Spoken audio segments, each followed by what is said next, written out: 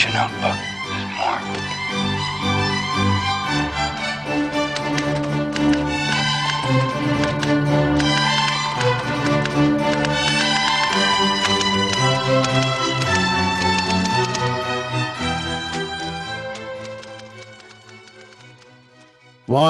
Welcome to CN Live, Season 6, Episode 11, Victory for Free Speech.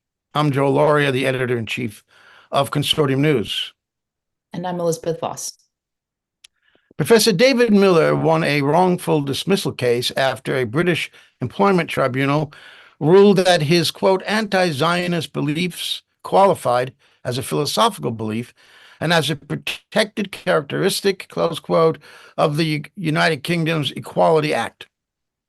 The tribunal decided in February that Professor Miller was unfairly dismissed from the University of Bristol for allegedly making anti-Semitic remarks. This week, the tribunal released its written judgment, saying it was not anti-Semitic to criticize Israel for apartheid, ethnic cleansing, and genocide. The tribunal ruled that taking those positions are, quote, worthy of respect in a democratic society. One of the judges said, quote, Professor Miller's opposition to Zionism is not opposition to the idea of Jewish self-determination or of a preponderantly Jewish state existing in the world, but rather, as he defines it, to the exclusive realization of Jewish rights to self-determination within a land that is home to a very substantial non-Jewish population. What Miller said was accepted as lawful, was not anti-Semitic, and did not incite violence, and did not pose any threat to any person's health or safety.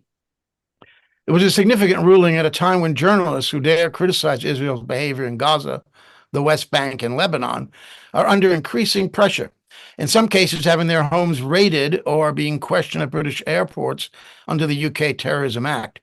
The latest case was the raid by counterterrorism police on Thursday of the London home of Asa Winstanley, editor of the Electronic Intifada, about which journalist Glenn Greenwald tweeted, quote, the amount of authoritarianism and erosion of rights in the West to protect Israel by censoring criticism of that foreign country and punishing its critics is almost impossible to overstate.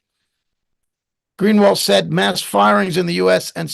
are mass firings in the U.S. and speech restricting laws, but he says the U.K. has always been worse.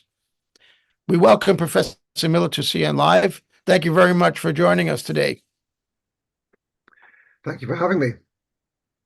So it was a long saga, I think at least 3 years, this case. Can you briefly, maybe you're sick of the whole story by now, but can you briefly give us how this began and the main points along the road to this judgment in February and the release of the ruling this week? So it started really in February 2019 when I'd been in post at the University of Bristol as Professor of Political Sociology for some 5 months. I gave a lecture as part of my course called Harms of the Powerful on Islamophobia, and approximately 2 minutes and 44 seconds of that lecture discussed an element of my work on Islamophobia, which is that one of the forces behind developing Islamophobia in the UK and indeed other countries too is parts of the Zionist movement. So I discussed the Zionist movement for 2.5 minutes, and then a couple of students from the class went to a Zionist lobby group to complain. That group, the Community Security Trust, then complained to the university. Their complaint was rejected because they weren't students. The students didn't want to make complaints even anonymously. So the Zionist lobby group went to the Zionist student groups, the Union of Jewish Students in London and its Bristol affiliate, the Bristol Jewish Society, and they made a complaint. And that was accepted on the basis that the president of the Bristol Jewish Society was a student at Bristol at the time, and therefore she had standing to make the complaint. She, of course, had never been in any of my classes, had never discussed, as it became apparent in the investigation, never discussed my teaching with anyone who'd ever been in any class of mine. She was an English student. I taught sociology and criminology. But nevertheless, she was able to make a complaint, and that complaint was rejected by the university. The dean took the decision to reject that complaint. I wasn't anti-Semitic, they said. The student then wanted to appeal and wanted to complain that the investigation had not been done under the IHRA working definition of anti-Semitism. The university hadn't adopted it by then, but the university voluntarily said to her that they could pause the complaint while the university decided if it was going to change the rules or not by adopting the IHRA. So she paused the complaint for 6 months. The university adopted the IHRA following a lobby campaign and protest campaign outside the meeting by the Union of Jewish Students, of course. And they then implemented the IHRA. They appointed a QC, an external lawyer, now called a KC, since the Queen is dead and the King's alive. And she then did an investigation which lasted until the end of 2020, so a year and a half. That report, 100-odd pages of report, concluded that everything that I more or less I had ever said about Zionism, including going back to 5 years before I'd started the job at Bristol, that everything I'd ever said, that nothing I'd ever said, not a sentence, not a clause, not a comma, not a full stop, was anti-Semitic. And so the university said, well, no case to answer, that's fine. But they wouldn't publish the report. They wouldn't tell anyone that I'm not an anti-Semite, that I'm not a racist. So I wanted them to publish the report, but they wouldn't. And so then 6 weeks after that, I went on a public meeting and I said, and I'm quoting exactly, I have been attacked and complained about by the president of the Bristol Jewish Society and by the president of the Union of Jewish Students. And that then unleashed hell upon my head. All sorts of complaints were made, in the press. More than 100 MPs and members of the House of Lords wrote demanding I be sacked. There were debates in the House of Commons, etc., etc. So then the university instituted another investigation. There was no formal complaint from a student. They just instituted an investigation. Another QC report was done. It was determined that nothing I'd said in the course of this was in any way anti-Semitic. But they then decided that what they would do is they would invoke other regulations of the university, which could have me sacked because I had brought students into public debate, and that was not professional. So I was sacked for being unprofessional in mentioning that I'd been attacked and complained about, which of course was true, and which of course I was doing because the university was failing to tell the world that, which was still saying I was anti-Semitic, that I wasn't. So they then sacked me. I took them to an industrial tribunal. We won the tribunal in February. And the tribunal, the key thing to say about that is that the tribunal said that I wasn't sacked because I brought students into debate. I was sacked specifically because the views I espoused were anti-Zionist and the university couldn't cope with that. And that absent the anti-Zionism, I could have said everything I had said about students, etc., and I wouldn't have been sacked. It was only because the comments were in the context of anti-Zionism that the university sacked me, and therefore that the university shouldn't have done that, and also that the views I had espoused and set out in my witness statement, anti-Zionist views, were worthy of respect in a democratic society, and were not, contrary to the view expressed by the university in the case, were not akin to Nazism, which of course is the opposite of being worthy of respect. So there we are. We established the principle that anti-Zionist views are not the same as anti-Semitic views as the Israelis have been trying to establish for some 50 years.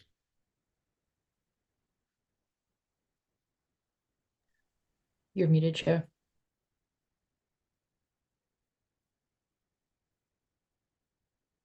Yeah, sorry about that. It's because I was coughing. Forgot to release the cough button. What exactly did you say in that lecture that you said lasted a few seconds or minutes? What was it that spurred all this? Well, you can check this. So my account, of course, it's a long time ago now, but you can check this because there was a recording made by one of the students, which was leaked to the Jewish News, and they've got it on their SoundCloud still, and that's how I know it was 2 minutes 44 seconds. But essentially, what I said was that, look, I mean, the theory which I was discussing in the class was that there are 5 pillars of Islamophobia. The main backbone of Islamophobia in the UK is the counter-terrorism apparatus of the state-led form of racism. But there are other social movements who help to encourage Islamophobia, including the far right, sections to the left, the neocon movement, and parts of the Zionist movement, as I characterized it then. And so what I was saying was that based on the research I've been doing, and remember this lecture is 2019, the research I'd started to do on this was around 2009-10, I'd done research at the very beginning on neoconservative Islamophobic think tanks, the Policy Exchange, the Henry Jackson Society, and we had found out that some of their major funders were these charities, and we didn't at the time know what these charities were. We investigated them. Who else do they fund? And we found that they funded the occupation forces and the settlements in Palestine, and we thus were able to determine that these were Zionist family foundations. And that was how we came to the idea that Zionists were pushing Islamophobia, because the main funders of these Islamophobic think tanks were actually Zionist family foundations. And that was a revelation to me. I didn't understand that at the beginning, and we hadn't started off by doing that. And of course, that led me to start to investigate the Israel lobby directly, and indeed the Zionist movement, a wider phenomenon, directly as well. And there we are. That's what I was talking about in those 2 minutes and 44 seconds. What was your argument against this dismissal? What argument did you give to the tribunal?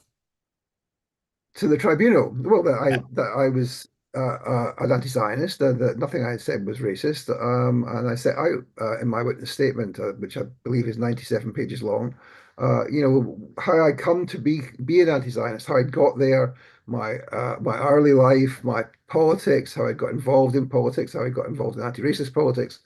And therefore, I also talked about the history of Zionism, that going back to Pinsker and Herzl and Weizmann and Ben Gurion and all those people, and explaining what Zionism is and how it's just another form, in my view, of racism. But most importantly, and I think this is how I got there, I explained this in the witness statement, most importantly, it's just another form of settler colonialism. And I saw what was happening in Palestine as being very similar to what happened in the north of Ireland. I did my PhD on the north of Ireland, and indeed very similar to what happened in Zimbabwe and South Africa and Algeria, all of which were settler colonies. And you see very similar patterns of behavior by both the settlers and the natives in all of these conflicts. And of course, the settlers tend to have extremely racist ideas and to be maximalist and want to exclude the natives, or to kill them or to drive them out. And of course, the natives, universally, some of them decide to fight and to resist. And so that for me was my way into anti-Zionism. Was I understood what was happening in Palestine as a settler colonial conflict, and that has, when you understand that kind of conflict, that has certain things flow from it, and you're able then to say, it's not that I think that the Jews have become settler colonists because the Jews are uniquely bad, and that's what they've done. It's of course it's another example of settler colonialism. It's what the French did in Algeria, it's what the Protestants did in Ulster, and it's what the white people, especially the Boers, did in South Africa. Now, you won this case in February. Were you surprised that you won? Well, no, because I mean, I was confident going into it, but I was uncertain. I've never been through an industrial tribunal before. It started on the 13th of October, so that's 9 days after Al-Aqsa flood. So that was not a propitious moment to start a tribunal like this, because of course what the university did, its council did, it produced a whole load of tweets that I'd sent after the 7th of October, questioning the official account about the beheaded babies, about etc., etc. And they said to court, this shows that all his pleaded beliefs about anti-Zionism are incorrect, because actually he supports Hamas. And so they were playing that game. So yeah, he's akin to Nazism, he supports Hamas and all that stuff. And they tried their best to do that, but they comprehensively failed to do that. And what happened was that they put these tweets into evidence, and I put in a supplemental statement explaining that, what I was doing here was I was saying, look, this is propaganda. And as a result, the wind was taken out of their sails. And later on, when we came to other elements of the Israeli operation in Gaza, they tried to put more tweets into evidence. And the judge ruled against them and said, look, your last tweets, you didn't even cross-examine them on those. And those tweets did not show what you said that they showed. And so we knew from that the judge was understanding what the issues were. And we also knew, and this is the most important element, we also knew from the witnesses that had come from the university, the tribunal started with me giving 2.5 days of evidence in the witness box, and then the 4 university witnesses. And each of the university witnesses more or less destroyed their case for them, and especially, and most importantly, the most senior university witness, the second most senior official in the university. She came in and gave evidence, and by the time she'd left the witness box, the university's case was completely lost, and we could tell that because it was obvious that that was the case. Now, the tribunal decided that these have been long-held philosophical beliefs, and that's protected under the Equality Act. So that's a purely legal view of it. But I don't mean to be trite, but there's a scene from Yes, Prime Minister, in which Appleby is telling Jim Hacker, the Prime Minister, that we can vote in favor of this resolution at the UN as long as our representative makes a very strong anti-Zionist speech. You might remember that scene. So I'm thinking, was there a time within the Foreign Office, in the civil service, in the Prime Minister's office in Britain, where anti-Zionism was maybe a residue from being attacked by Zionist terrorists during the end of the British mandate? But was there a time in British circles, ruling circles, that anti-Zionism was an accepted policy? Yeah, I mean, that's a complicated question, isn't it? But yeah, I mean, when the British were under attack by the Stern Gang and by the Irgun and indeed by the Haganah and the Palmach latterly, they saw themselves as fighting terrorists, and of course they were. And they as we know, they bombed the King David Hotel, and the Irgun and the Stern Gang both had active service units and networks internally in the UK, planning bombings. They bombed the Colonial Club. They tried to bomb the Colonial Office. They killed the brother of a British military officer by inventing the book bomb. They hollowed out a copy of Shakespeare's plays and sent the bomb to R. Farron. His brother also had the first initial R. His brother opened the bomb and was killed in the north of England. So they saw that as terrorism. And the reason I tell you those little stories is because at the end of the process, by the time we got to 1951, the British intelligence services unmasked a Mossad spy at the top of British intelligence in the Joint Intelligence Committee, or the equivalent body as it was then known. And the MI5 officer, and you can see this in the files, they've now been declassified. The MI5 officer concluded, now we understand that Israel is a hostile nation and a hostile force, and we should be treating them like that. So look, there were people in the intelligence services at that stage who understood what it was that the Israelis were doing and were trying to do, and tried to penetrate British intelligence. And there must be some people still in, probably in MI6, maybe in MI5 if you're very, very lucky, who still think that. But they are not the people in charge. The people in charge have completely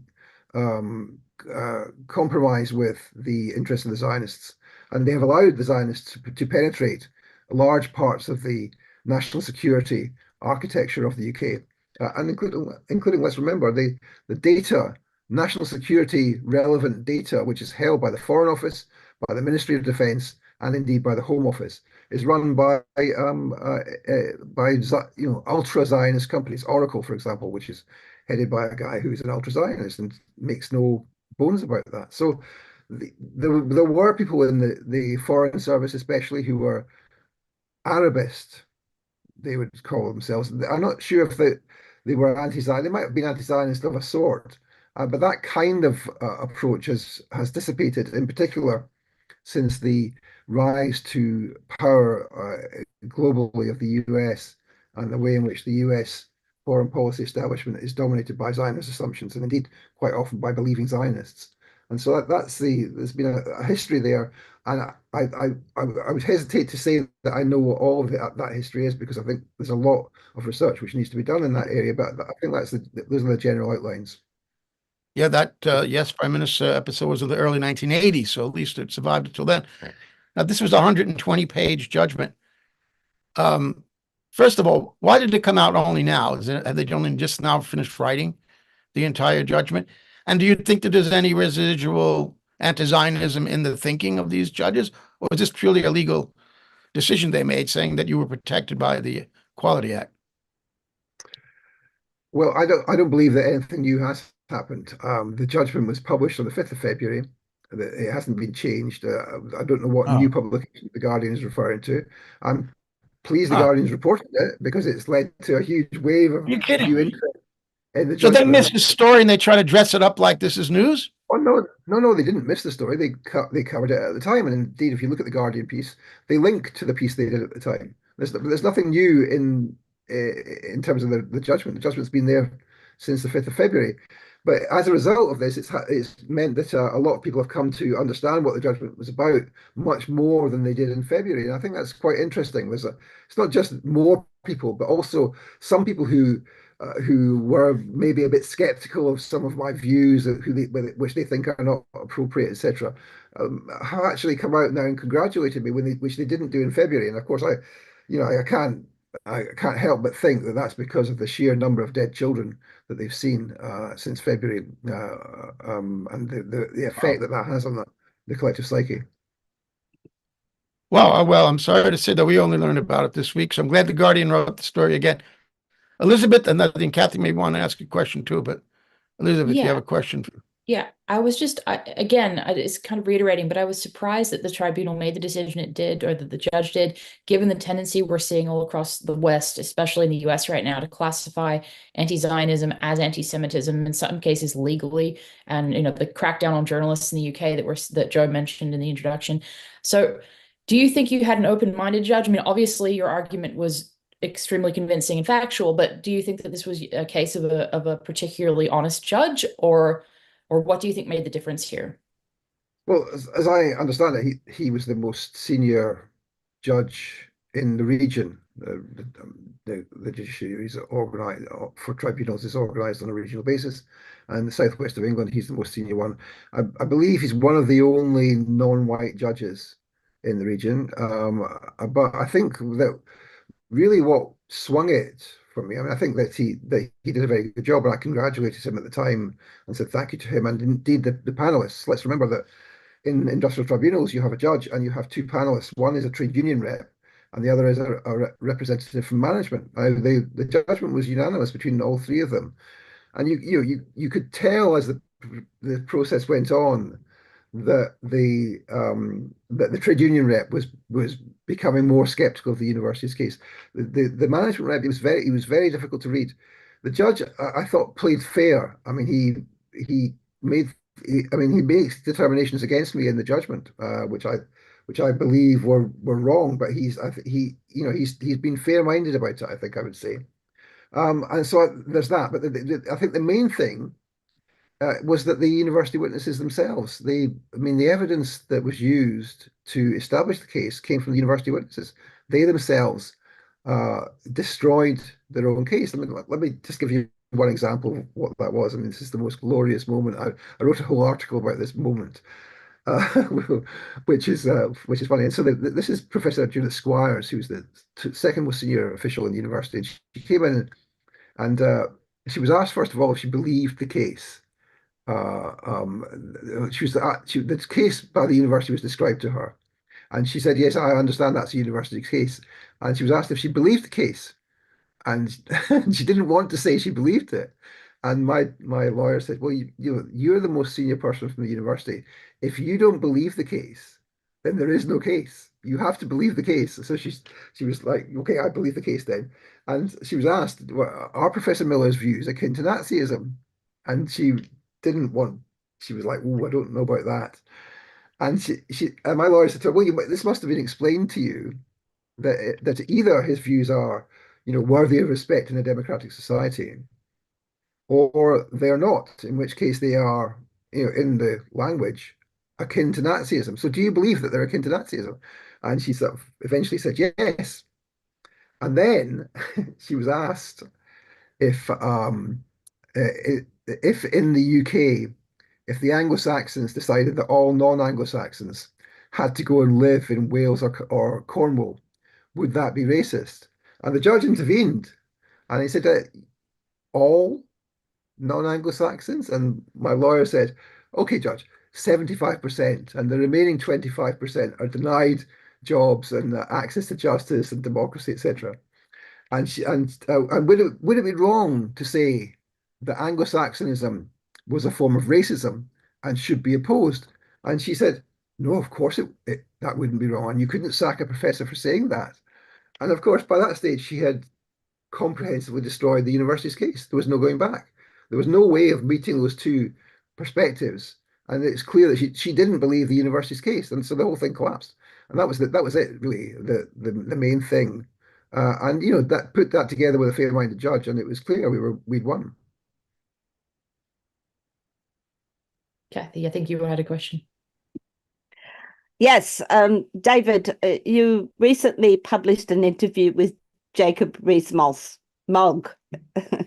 I'm in Australia, Mogg, and in fact, he seemed to be desperately trying to prove that you were an anti-Semite. How, after having won the case, how are you dealing with the onslaught, the continuing onslaught and accusations from the political sphere? Well, I mean, I've been getting these allegations for a long time. I mean, the first time I was called an anti-Semite, I think probably was 2009 or 2010. And one of the early cases was that I had put up in my house in Glasgow someone who'd written a book, and he was doing a book tour. And this book was called Overcoming Zionism.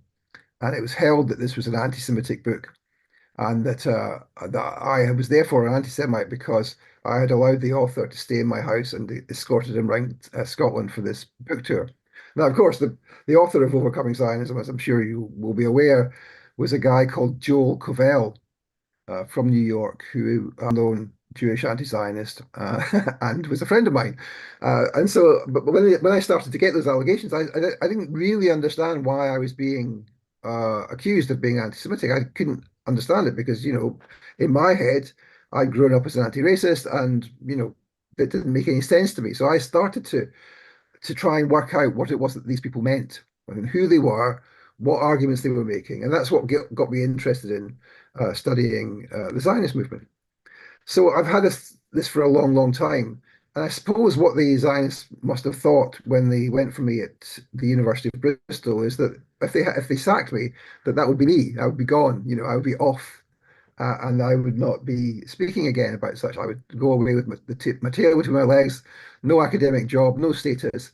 But of course, that's not what I did. I continued and to research and write about Zionism, and indeed, I've had much, much more time to research and write about Zionism since I've been sacked than I would otherwise have had if I was still in a university job. I'd be spending my time teaching and administration, the hugely increased burdens of such things in the neoliberal university. And so I've been able to spend almost all of my time, luckily, researching and discussing and reporting on Zionism. So of course they've got to keep attacking me. Sometimes they feel a bit tired of that and they give up. You can see the way in which certain elements of the Zionist movement give up, and then someone like Rees-Mogg he's not formally affiliated with the Zionist movement. He comes from a particular political perspective, certainly, but I've had this kind of stuff, yes, from the right to some extent, but I've more had it from the left recently. I've been cancelled and deplatformed by the Socialist Workers' Party, Counterfire, Stop the War Coalition, Palestine Solidarity Campaign, Brick Up, the Jewish Voice for Labour, etc., etc. So I've had a process whereby I started off by being attacked by the Zionists, and then after I'm sacked, what happens is I started to get attacked by the left, and it's been a process where a process of mounting clarity about what it is your opponent's arguments are, and how you orient to them. So it's not fazed me because I mean, I think this is the key thing for me. Like, it's not just that I have these views, it's that I'm a researcher. I was an academic for 30 years, and I actually believe in empirical research. I believe that there is a world, that you can find out about the world, and you can find out about the world by doing empirical research. And the views that you espouse and the concepts you use must be informed and disciplined by empirical research. And so when I say things which are based on evidence, and people say that the kind of conception I've used to analyze the data is wrong and is racist or whatever it is that they say about it.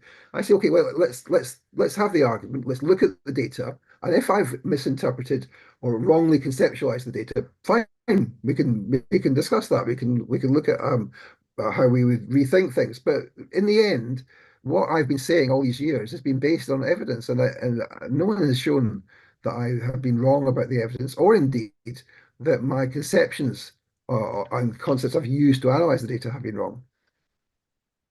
What do you think about the invasion of journalists' homes, like Sarah Wilkinson? You've had others as well that have been arrested, most recently with Stanley, who has had his home invaded and with no charges, simply for reporting on what's happening in Israel, Palestine. Well, I mean, this is a generalized problem we face in the UK, is that the UK government and the secret state especially are trying to find a way to discipline the movement. And of course, attacking journalists is part of that, but it's not only journalists they've been attacking all sorts of different people. I mean, the only person, as I understand it, who currently has terrorism charges outstanding against him is Richard Bernard from Palestine Action, who made a speech on 8th of October last year, talking about turning Al-Aqsa flood into a tsunami. Now, I think he will get off with that charge. It's a ridiculous charge, but they are trying to find ways to charge people with those crimes under the Terrorism Act of supporting or encouraging support, which are two separate things, for terrorism, and in particular for specified, prescribed terrorist organizations. We should remember that it's not, because actually supporting terrorism is not against the law. Supporting or encouraging support for specific prescribed organizations, that is against the law. And in this case, in the case of Palestine, there are four organizations: Hezbollah, Palestinian Islamic Jihad, the Popular Front for the Liberation of Palestine General Command, but not the Popular Front for the Liberation of Palestine, which is not prescribed, and indeed Hamas, of course, is the fourth one. So there is an attempt to try and discipline people. Now, we've had Asa's case yesterday, 6 o'clock in the morning yesterday. Sarah Wilkinson's case, they arrived early with her. We've had Richard Medhurst when he was coming to a festival in Devon, which I was speaking at, which Craig Murray was speaking at. Craig, of course, has been stopped, not under the Terrorism Act, but for related reasons. And then, of course, we've had others like Kit Clarenberg and Vanessa Bailey. So clearly they've got some kind of plan, I would have thought. But they are also trying to convict others of terrorism offences. In fact, they have successfully managed to do so in the last year. So there have been two key examples. One is the three young women who had paragliders on their placards and backpacks. And those women, after they were, the photographs of them were circulated on social media, they gave themselves in and they were found guilty. And the second case was a young man who was wearing a green headband with the Shahada on it, with the Muslim profession of faith. And he was arrested and charged with having a Hamas headband, which of course it's not. I mean, as everyone who's seen Yahya Sinwar with his Qassam Brigade's headband knows, that's not the same as the Shahada. But nevertheless, he was found guilty of supporting terrorism, and the CPS has on its website that this was a Hamas headband. So that's been now normalized, that to wear a Muslim headband is to be a supporter of Hamas. And of course, that's crazy, but that is part of the attempt to discipline and stop and clamp down on and quell the protests. It's not going to work, and they probably aren't going to get many of us for these charges. I mean, I think it's very unlikely that Richard will be charged, or Richard Medhurst will be charged. Very unlikely Richard Bernard will be found guilty. I don't think they'll charge Asa. So obviously they're doing this for demonstration purposes on the one hand, to make people think twice, but also to try and find out stuff from the data which they have seized. So they didn't charge Asa, didn't arrest him. They might charge him later, but they didn't arrest him. They took his devices, and they took Richard's devices. They looked through Craig's devices and Vanessa's, And so that I think is what their game is. They want to find stuff from the devices, and we need to keep a very close eye on this because it's very dangerous. Absolutely. I tend to think that you're absolutely right, that the acquisition of information is the main point of the exercise. And Joe. intimidation. And intimidation. Now, Craig was questioned under, I think, Section 12 of the Terrorism Act at the airport. And he still feels that hanging over his head, as he's told us. What you were never accused of supporting a prescribed organization. Is that right? No. Does his judgment in your case, would it be useful in legal arguments for these people we've been mentioning, if it does come, if they are charged, if they go to court, to show that you have also made statements critical of Israel, and a court in Bristol on an employment tribunal agreed with you that you had the right to do that? Could they use that in their legal arguments? Well, I think it can be used in all sorts of places. As I understand it, I've heard from various lawyers that they have used it in various cases. I mean, there are under the radar, I suppose there are many cases currently going through, especially through professional regulatory bodies.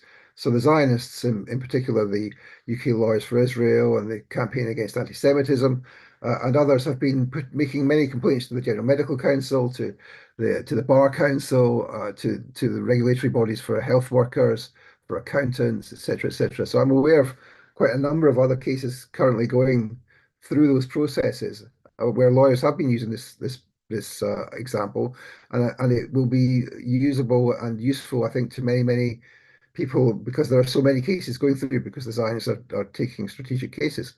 But I think the more important impact is on the wider question of the distinction between anti-Semitism and anti-Zionism, because of course, since 1972 at least, the Zionists have been trying to blur the distinction between the two. When Aban famously made that speech in the US in 1972, where he said that anti-Zionism is the new anti-Semitism. And then, of course, from 2000, they created the Global Forum for Combating Anti-Semitism. Periodically, they have big meetings in Israel on that. And of course, they had to find a way to try and lodge their working definition of anti-Semitism, and he managed to lodge it in 2003 with the European Union Monitoring Centre on Xenophobia, which is a formal European Union body, and they got it on the website. It wasn't formally adopted, and when the European Union Monitoring Centre became the Fundamental Rights Agency, it was dropped. So in 2013, roughly, they had another global forum, and they were panicked. They wanted to find someone else to lodge this working definition, and of course, with one or two words different. Eventually, what they managed to do is lodge it in 2016 with the International Holocaust Remembrance Alliance, and that's been the weapon of choice that's been used ever since. And of course, it's been adopted by governments in the UK, by the police and by the Home Office, etc., etc. And it's used as a stick to beat the movement. And of course, it helps to inform the hate crime statistics. So religiously aggravated offences against Jews have massively skyrocketed, and this is said to be to do with an increase in anti-Semitism as a result of Gaza, but of course it's not. It's an increase in anti-Zionist sentiment, and which is being categorized by the police and indeed by the Zionist organizations that are involved in this. The Community Security Trust, which was the organization which first took the complaint against me, they encourage people to make these complaints, effectively fake complaints, and they're indeed funded to the tune of millions and millions of pounds every year by the Home Office to help to fabricate the hate crime statistics. So that's part of this process to make it seem like there's this outpouring of anti-Semitism, where in fact, if you look at the website of the Community Security Trust, for example, almost all the photographs they have on their website are of anti-Israel sentiment, nothing to do with hatred of Jews at all. And that's, of course, the problem, is that the police then start to take decisions which are based on entirely fabricated ideas about what anti-Jewish prejudice is. My favorite example is the case of two women who were arrested and charged with racially aggravated hatred in October and November last year for having bloodied effigies of babies wrapped in white sheets on a march, and they were charged with hatred against the Jews. I mean, plainly ridiculous. But that's what is behind this alleged epidemic of anti-Semitism. It's actually anti-Israel sentiment, which is seen to be by the police to be falling foul of the IHRA.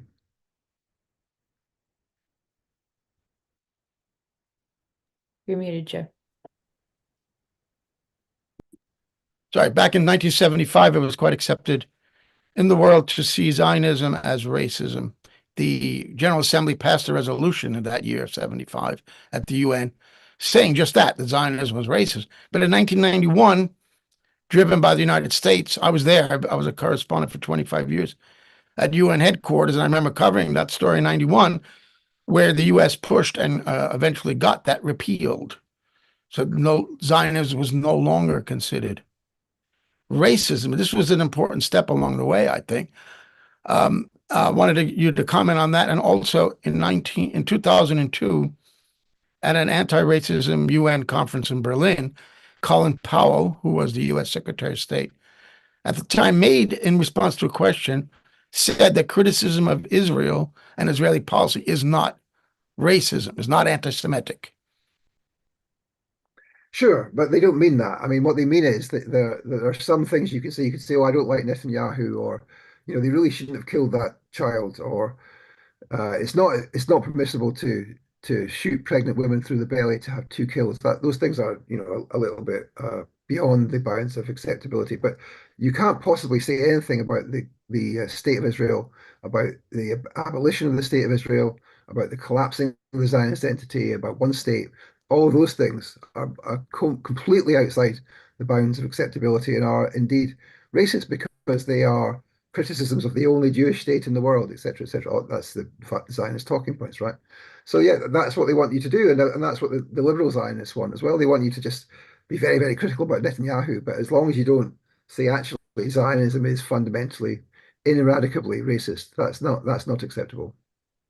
For example, this war in Gaza goes on because Netanyahu doesn't want to face court.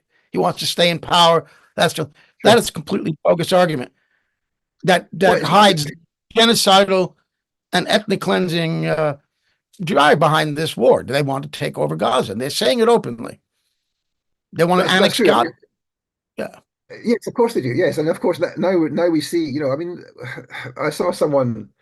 So there's an academic who tweeted about this and said, "Oh, I've been saying to the Arab people I speak to for decades that there's no greater Israel, and now what am I supposed to say because it's now apparent that Smotrich and Ben Gvir, etc., etc." Well, look, Herzl said this.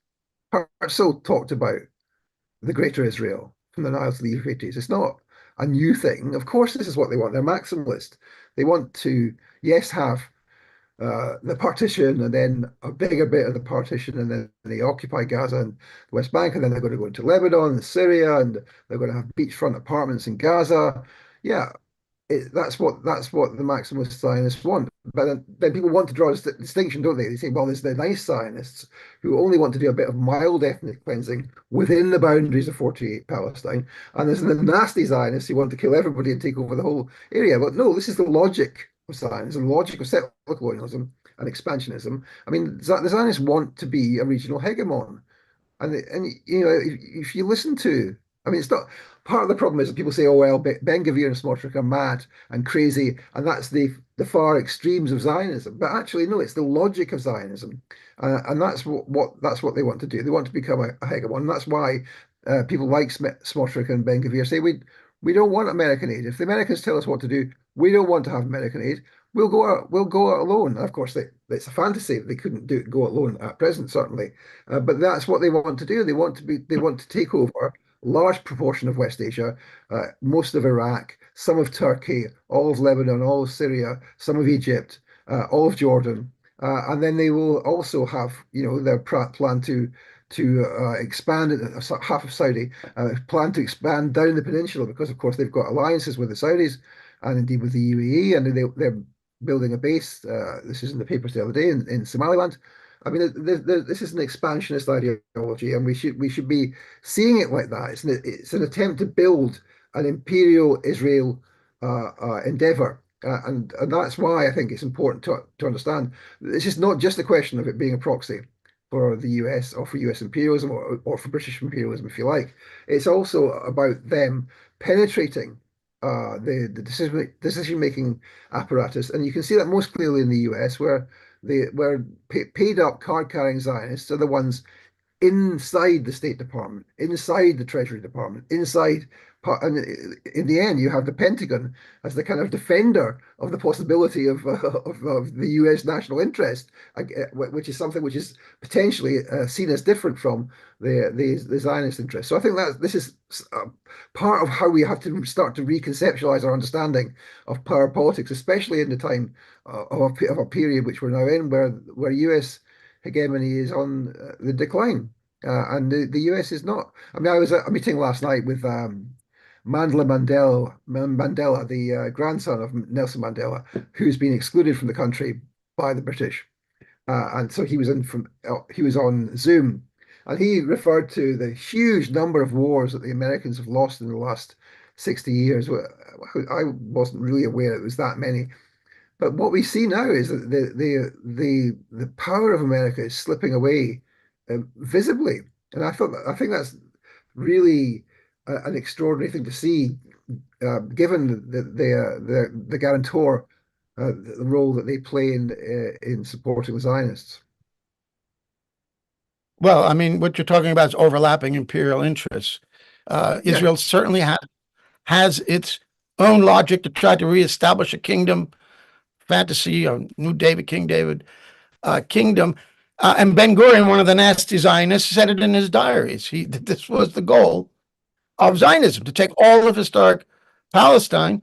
And Poppy, of course, has brilliantly written about this in the ethnic cleansing of Palestine and other books.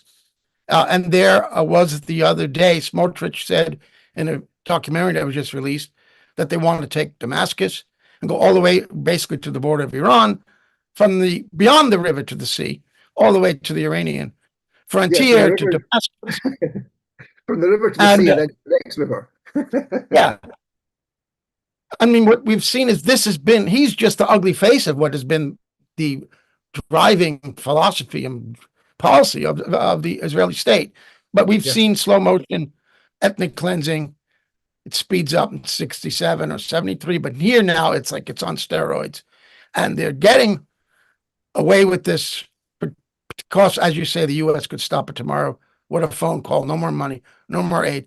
They just paying lip service to parts of the Democratic Party that are very upset about the genocide and may not vote for Harris. So they're trying to pretend that they care. And in fact, the U.S. sees that regional empire that Israel is trying to establish as an extension of U.S. empire in the region there. So you're right. They have their own interest for being there. I want to go back just for a second to this evolution of how criticisms of Israel are now being seen as anti-Semitic. I think that 1991 repeal of that resolution at the General Assembly was very significant, and that led maybe to this IHI, this new definition of anti-Semitism, which basically does say that criticism of the state of Israel is anti-Semitic. And despite what Colin Powell said, that is now conveniently forgotten. Your case, am I overblowing the importance of it and saying that this is significant in trying to reestablish the idea that criticism of Israel is not anti-Semitic? Well, yeah, I mean, I think that's the most important element of it. I mean, yes, it protects people in the UK in employment, but the most important element is it begins to disentangle this confusion with the Israelis have tried to foster for the last 50 years, and it drives the coach and horses through their argument that they're basically the same. I mean, they've got more and more triumphant about saying that, so that so not even mild criticism of Netanyahu is kind of allowed anymore. But this is a legal process, a legal decision, which makes it perfectly plain that the two are separate.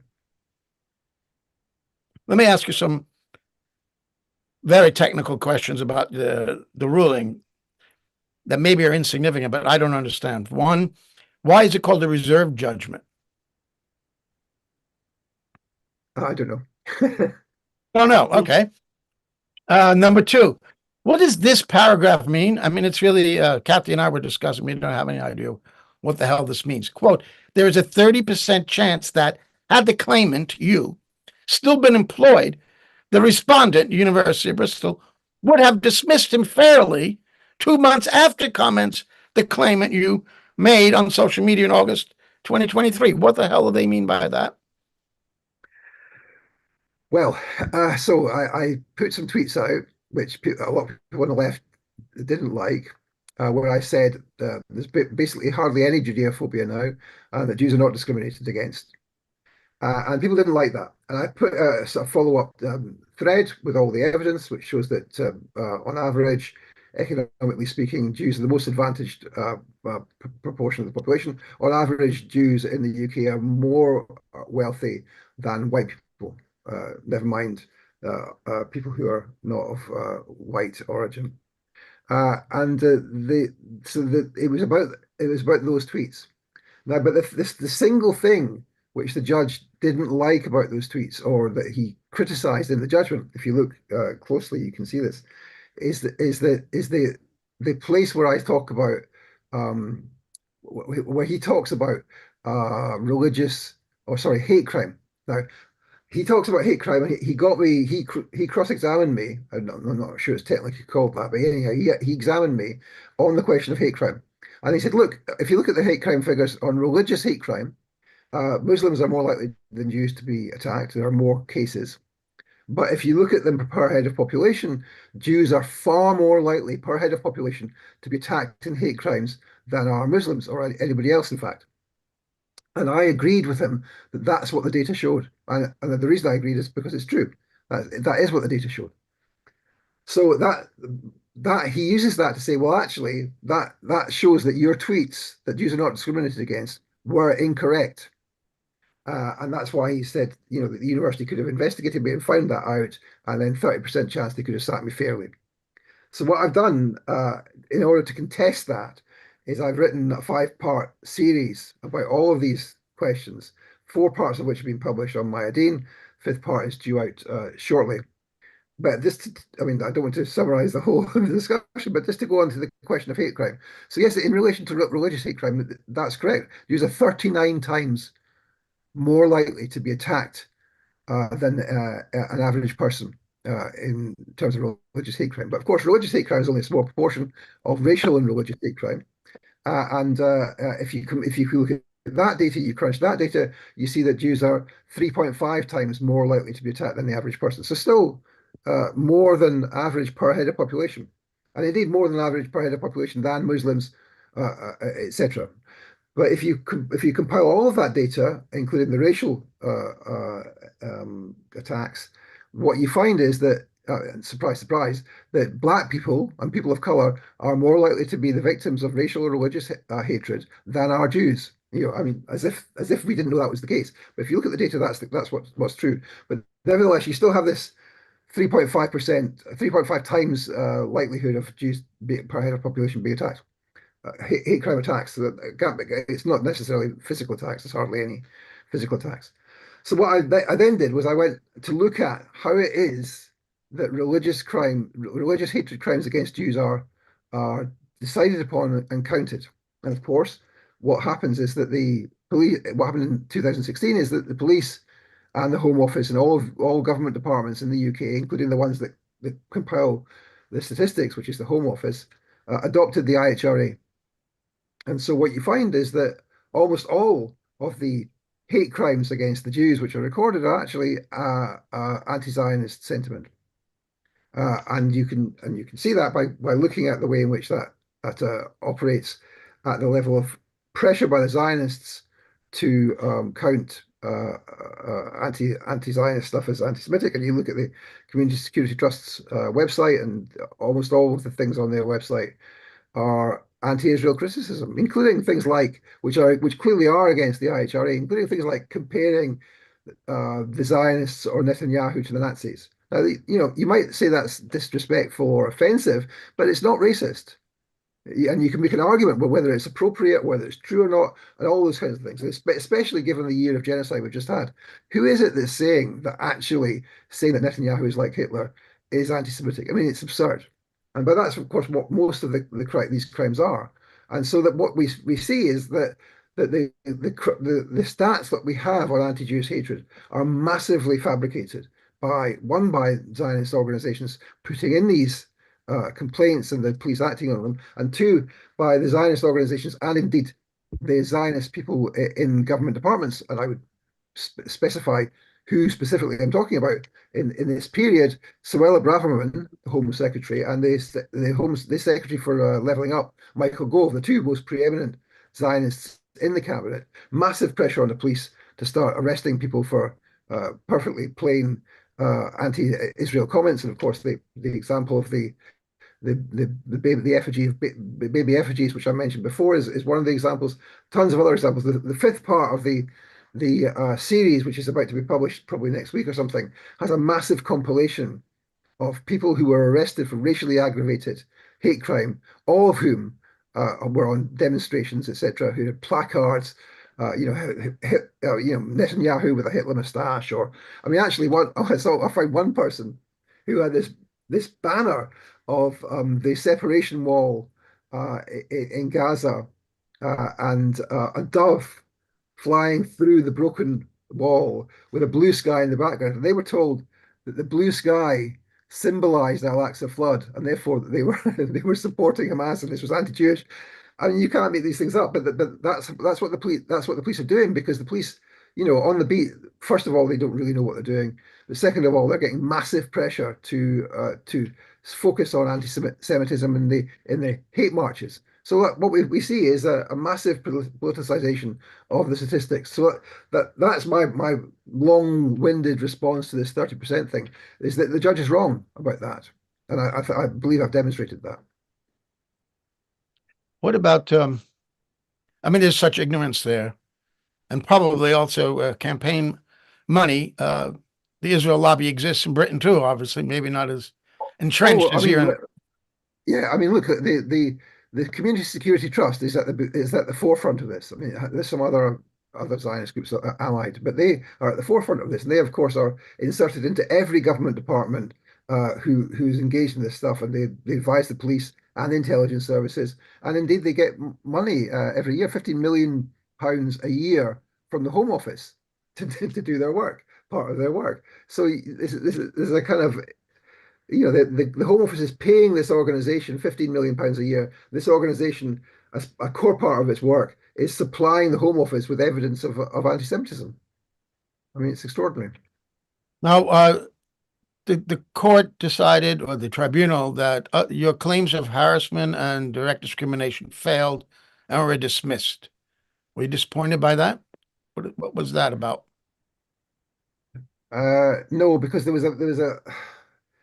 I mean, the way in which the case operated, what we were saying was that actually they shouldn't have accepted any of the complaints in the first place. I mean, the complaints were absurd, and therefore that formed a pattern of harassment of the university by me.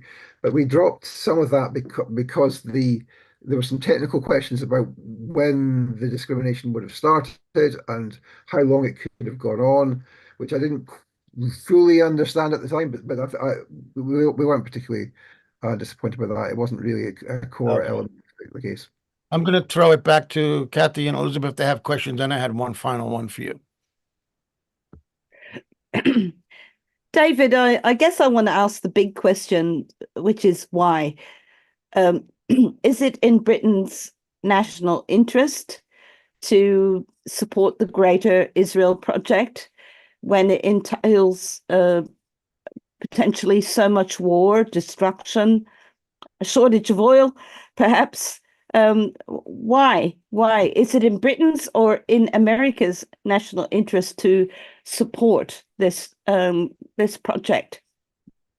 Well, when one talks about national interest, of course, one has always got to be careful, because is there some kind of neutral national interest of the British people, or is the national interest something which is determined by what we used to call the ruling class?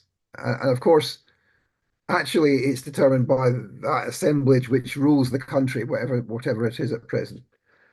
But can we think of there being a national interest which is reflective of the general interests of the British people? Of course, we can think of that, and we should be thinking about that and putting that against the conception which is operationalized by those who are in power.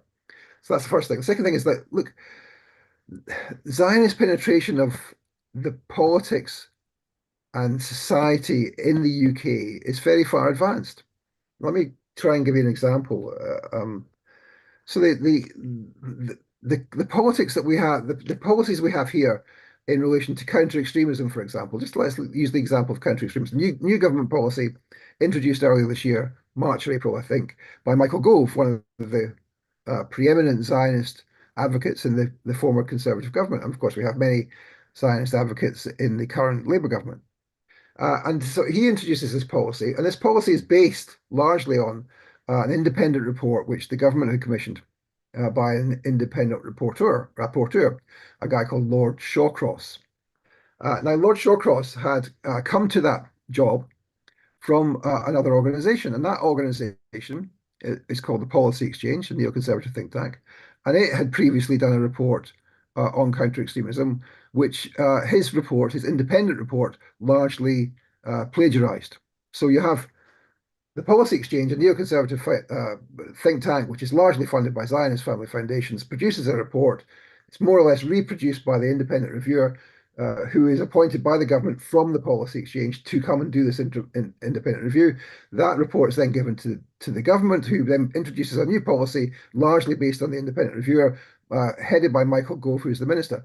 Who was the first chair of the Policy Exchange when it was founded? Michael Gove, of course. So this is a way in which the Zionists have infiltrated the entire process of counter-extremism policy, and people don't really understand that. And that's the case across a whole range of different policy arenas, that the Zionists have managed to penetrate politics and political parties. In the case of the Labour Party, it's the same thing. We have all sorts of penetration of the Labour Party, and those Labour MPs who are not Zionists, who are not paid up to the Labour Friends of Israel, and there are some. Well, they know that if they put a toe out of line, they'll be gone. We've seen what they did to Jeremy Corbyn, and we've seen what they've done with all the other MPs who've said anything but vaguely critical, and they get whipped into line, and that means that the Zionist writ runs through the party like a rod of iron, and that's extraordinary. And it's the interest of a hostile foreign power, as I would put it, and we also see it in. I mean, I don't want to go on too long about this, but we also see it in the relationship between Israeli startups and the tech business. For example, there's something called the Israeli Tech Hub, which was run first of all out of the British Embassy in Jerusalem. There are now 440 Israeli tech startups in the UK, 440, and they have all sorts of access to data. These are companies which are largely set up by alumni of Unit 8200, the Israeli Signals Intelligence Unit, which of course is based in that secret base in the Golan. And so we have a massive penetration by Israeli intelligence into data, patient records in the health service, national security related data, which people have got no conception of. And that really is a significant national security issue, I would say, and a really significant issue for the British national interest. But there's no conception in daily politics of any of that. Oh. I wanted to follow up Thank on you. Kathy's question because, as we were discussing before, the U.S. clearly has an interest there for their own imperial might in the Middle East to have Israel expand their regional empire. But Britain seems to be just tacking on, since the Suez Crisis, when the U.S. took over in control in the Middle East from the Western powers. Britain has sort of been a junior partner, although working together with the U.S. to kind of jointly run an empire. What is Britain's interest, as Kathy asked, in Israel, the Israel project, the expansion, regional expansion of Israel? What is Britain's interest in Israel succeeding in terms of British foreign policy? Well, I mean, Today, look, I'm not even sure that it's in America's interest to have a greater Israel, because of course, look, I mean, America's got bases in all of the other countries across the region, in Bahrain and in Saudi and in Qatar, the allegedly pro-Palestinian state. I mean, that, so they already have uh, force projection bases. I mean, the Americans have bases everywhere, everywhere. So I don't see that it helps them for the Israelis to take Jordan or Egypt or Saudi. I mean, it's why is that better? I don't get how it's better for American strategic interests. That's an extremely good point. So let me end this interview by asking, what are you doing now? You're not trying to get your job back at Bristol University, are you? So they'll never give me my job back. I mean, the court won't order that. But what we're having is the university is appealing the judgment. There will be a 2-day hearing in March or April in London, since the employment appeal tribunals are in London. The original case was in Bristol. And when we win that, as I'm sure we will, although, remains to be seen, then we will have a costs hearing at which it will be determined how much money the university will be forced to pay me. And of course, I'll be pleased to hear what that is when the moment comes. But in the interim, of course, what I've been doing is journalism. I mean, I've been writing for Electronic Intifada and Min Press and El Mayadeen, and I've been producing a TV show called Palestine Declassified, which I would urge your viewers to watch, which is a weekly show on Press TV, which you can watch on Twitter and Rumble and Facebook, etc. Well, maybe you could start writing for Consortium News as well. Thank you, David Miller, very much for spending this time with us to discuss your case and what's going on in the Middle East and in Britain. I want to thank Elizabeth Voss and Kathy Vaughan back in Sydney. For CN Live, this is Joe Lauria saying goodbye. Get out your notebook. There's more. If you are a consumer of independent news, then the first place you should be going to is Consortium News, and please do try to support them when you can. It doesn't have its articles behind a paywall. It's free for everyone. It's one of the best news sites out there, and it's been in the business of independent journalism and adversarial independent journalism for over 2 decades.